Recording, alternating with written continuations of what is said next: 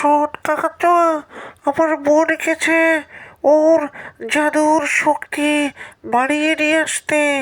ও যতক্ষণে এসে না পৌঁছায় আমরা আমাদের অভিযান চালু রাখি। কি বলিস? এখন আমরা এই বেটাটাকে, চাষার বাচ্চাটাকে জাগিয়ে তুলে আমার জাদু শক্তি দিয়ে ওকে ভস্ম করে নিয়ে যেয়ে আমাদের গোপন আস্তানায় গুহার মধ্যে লুকিয়ে রাখবো। চল এটাকে জাগিয়ে তুলি। কিরে এই চাষার বাচ্চা, উঠছিস না কেন?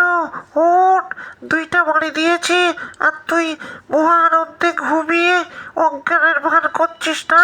কাকাতুয়া, এটাকে এখন আবার জাদু শক্তি দিয়ে ভস্ম করে দেব।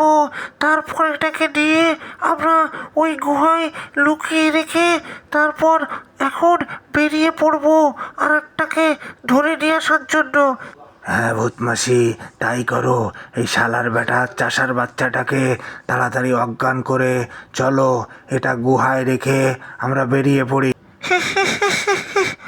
আয় আমার জাদুর ঝাড়ুর শক্তি, আয় এটাকে ভস্ম করে দে।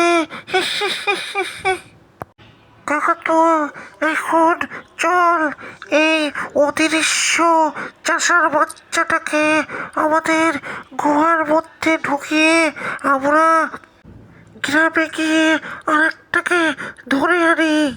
হ্যাঁ ভূতমাসি, ঠিক আছে, তাই চলো। ভূতমাসি, আমরা এটাকে রেখে এক্ষুনি গ্রামে বেরিয়ে পড়বো কিন্তু। ঠিক আছে, তুই কোনো চিন্তা করিস না, এটাকে রেখে এক্ষুনি বেরিয়ে পড়বো। আয় আমার জাদুর ঝাড়ুর শক্তি, আয় তোর শক্তি দিয়ে এই বেটাকে এই গুহায় ঢুকিয়ে দে।